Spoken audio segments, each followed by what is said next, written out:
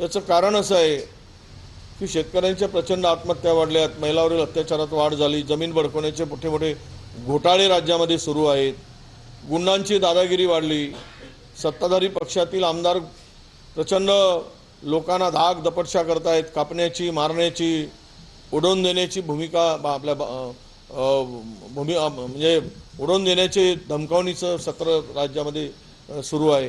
हे सगळं बघितल्यानंतर यामध्ये राज्याची एकूण आर्थिक परिस्थिती बघितल्यानंतर सरकारला पूर्ण वेळ हे अधिवेशन चालवण्याची इच्छा दिसत नाही आणि म्हणून मला वाटतं की नागपूर करारवाचा वगैरे तर यांना काही देणं घेणं नाही, सैरसूतक नाही, याच्याशी काही संबंधही राहिला नाही। ज्यावेळेस देवेंद्रजी फडणवीस आणि सुधीर मुनगंटीवार विरोधी पक्षात होते त्यावेळेस त्यांनी प्रखरपणे या विदर्भाच्या संदर्भात अधिवेशनासंदर्भात भूमिका मांडत होते। मला एवढंच सांगायचं आहे की नक्की तुम्हाला अधिवेशनच घ्यायचं होतं तर मग बजेट अधिवेशन नागपुरात घ्या। या अधिवेशनात तुम्ही काय देऊ शकणार नाही आणि काय मिळणार नाही, उगीच कशाला तोंडाला पाणी पुसण्यासाठी अधिवेशन घ्यायचं। बजेट अधिवेशन घ्या, या अधिवेशनातून विदर्भाला नक्की काय देता येईल ते भूमिका तुम्हाला मांडता येईल। आता आचारसंहितेचं कारण करून तुम्ही तिकडे काही देणार पण नाही आणि घोषणा करणार नाही आणि कशाला मग फुकटचं तिकडे अधिवेशन घेऊन विदर्भात वेळ घालवताय। सगळी यंत्रणा त्याच्यात कामात लावायची, 5-7 दिवसाच्या अधिवेशनासाठी पूर्ण मुंबई इकडे हलवून आणायची आणि निष्पन्न 0 शून्य।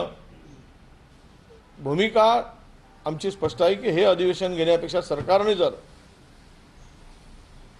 बजेट अधिवेशन घेतलं असतं तर अधिक बरं झालं असतं, विदर्भीय लोकांना न्याय मिळाला असता। ती त्यांनी भूमिका पुढच्या वेळेस, आता नाही, पुढच्या वेळेस तरी घ्यावी आणि 2 आठवडे अधिवेशन चालवायला अडचण काय आहे, किमान 10 दिवस तरी चालवा। तेच त्यांनी पुन्हा होईल अधिवेशन काळामध्ये आमच्या बिझनेस ॲडव्हायझरी कमिटीची बैठक होईल, त्यावेळेस तो विषय आम्ही मांडू।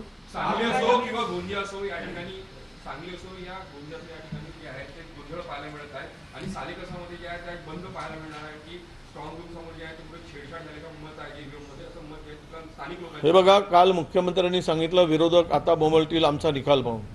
तुम्ही का नाही मग कोर्टात जात, उद्या काऊन नाही काउंटिंग करून घेत? तुम्हाला 20 दिवस वाट पाहायची पाळी कशाला आणताय?